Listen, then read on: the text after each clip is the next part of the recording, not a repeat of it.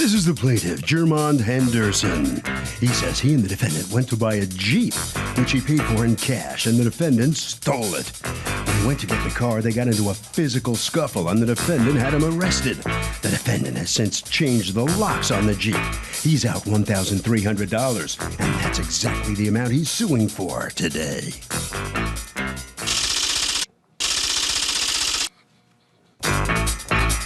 This is the defendant, Teresa Armstrong.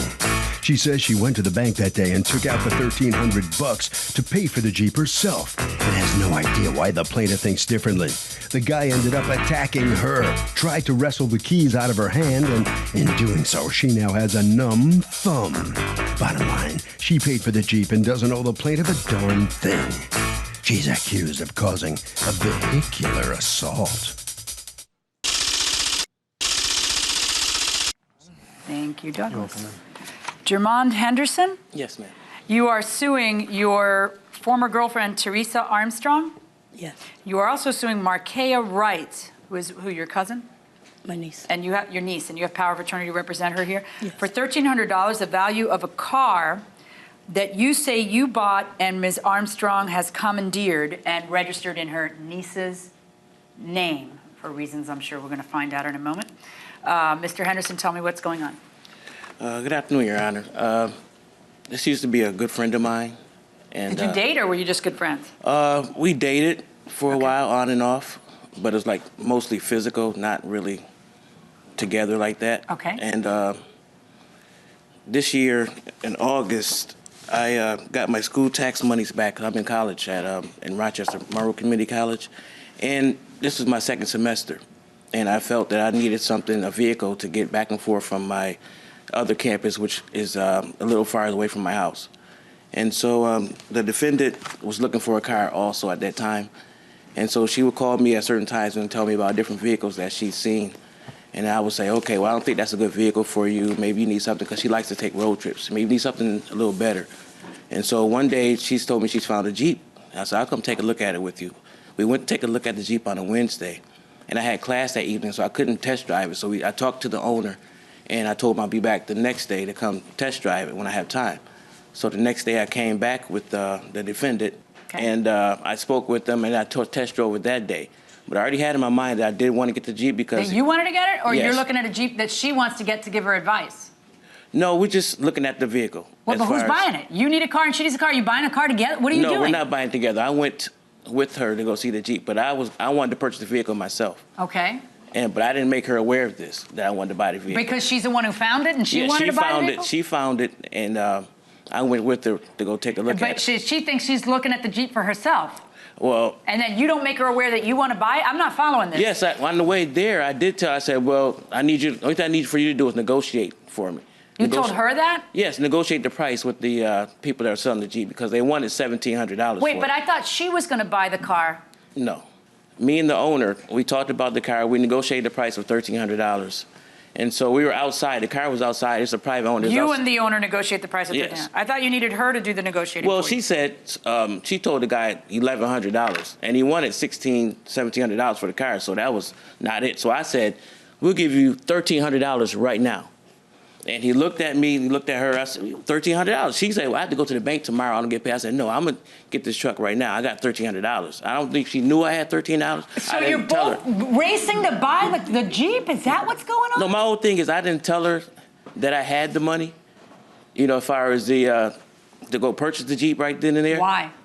Because we weren't on that level as far as sharing monies and things of that nature. As far as me telling her how much money I had. You're just on the level where she's buying a car, she's asking for your advice, and you buy the car from under her. Yes, that's what that. That's what I think she was mad. I bought the car from under her. I didn't tell her. I just pulled the money out. I told the guy I'll buy it right now.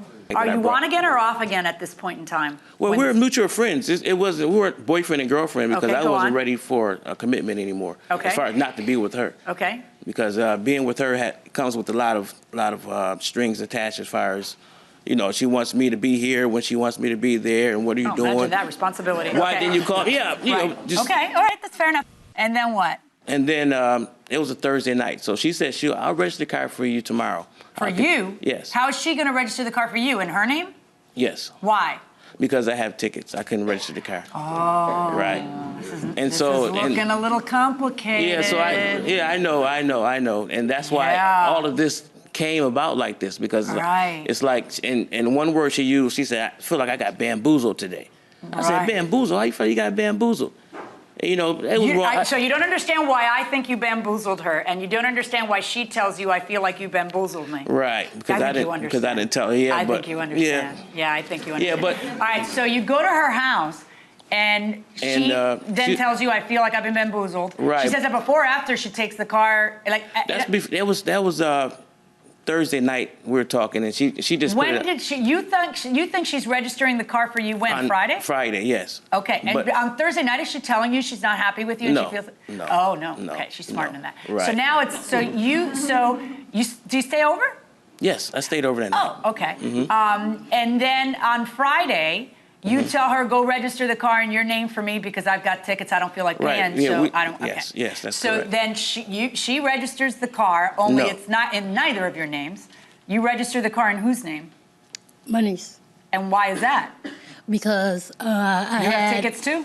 Well, I do have one. I had a suspended thing that I had to clear Yeah, but up. why would you register the car in somebody else's name? It's got to be more than one ticket. No, I had a suspended license, and I had to pay the fine. Oh, that's it, a suspended license. Yes, and I had to pay a fine. So you had no license? Right. Okay, but you're buying a car.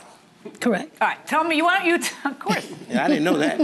You didn't know that? I didn't know that. No, I didn't know that. She didn't have a license. Shocking. Okay, so now tell me about this. What do you say happened there? Well, I was coming from work, and it was a private owner. It was a couple cars for sale on my way home from work, and I seen the Jeep because I had been looking because the car that I had was finna die, and I had the money at home in the safe, and I seen the Jeep for sale. I rode by it a couple times, and I said, I came home and talked to him, and I was like, I seen a Jeep that I wanted to buy. I wanted your opinion, test drive it, get a guy's opinion. So we went to look at it and talk about it. We went. Did you know he was also looking for a car? No. Oh, he wasn't telling you, yeah, I'm looking for a car too? No. Okay. So then what happened? You guys go over there and what happens? And then he buys it out from under you? No, I'm talking to the guy and the wife, and they were asking 16, and then I offered him 11. He said, no, 14. I said, well, what about 13? And he said, okay. And then? And then he did give the guy the money, but I had gave him the money the night before to give to the guy. I thought you said the money was in the house. Yeah, I got it from my safe.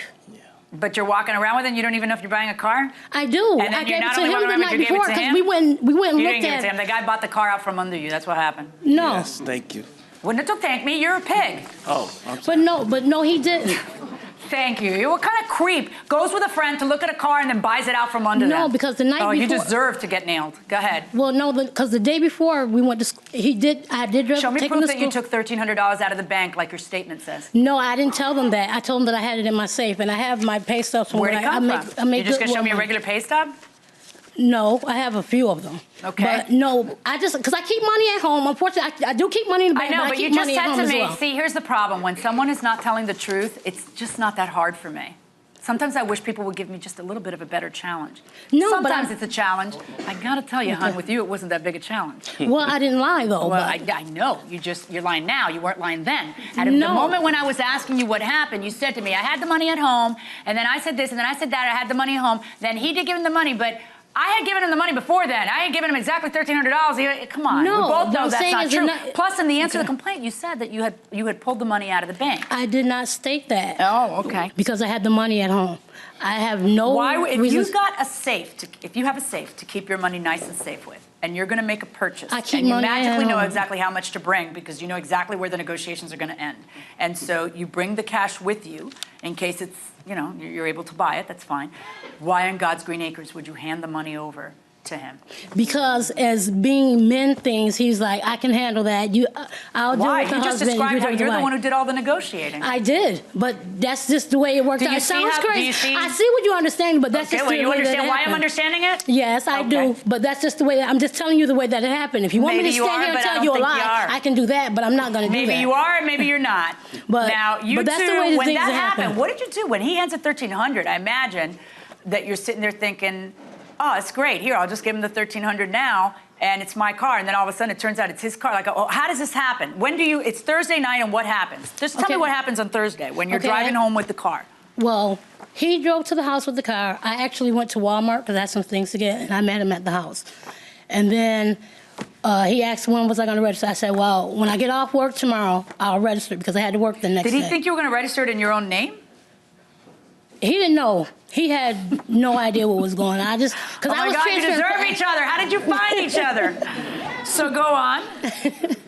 So I called my niece and I told her I needed her to transfer plates.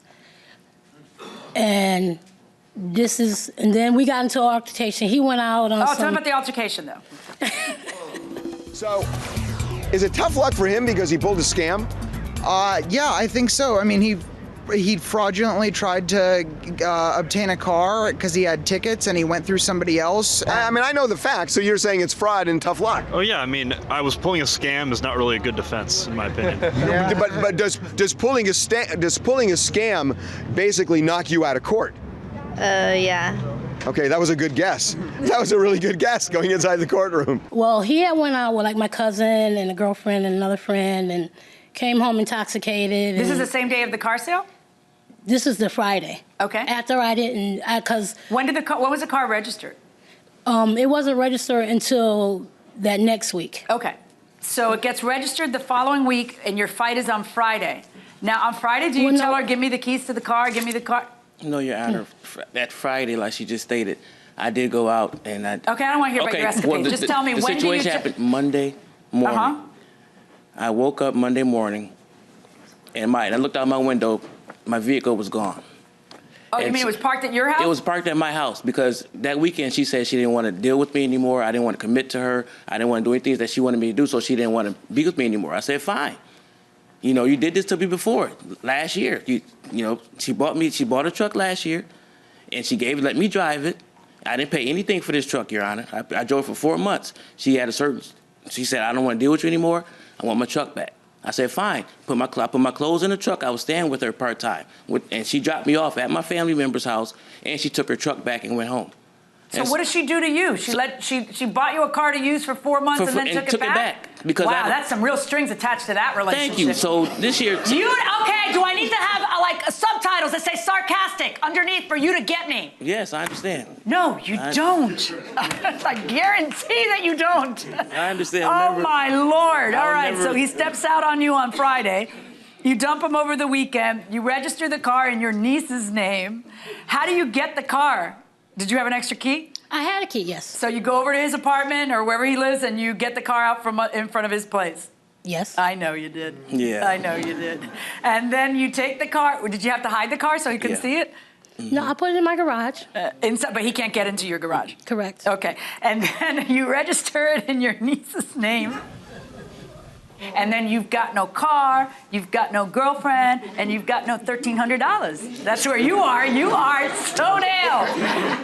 And she actually rides by me with the car, smiling at me. Oh, I would too.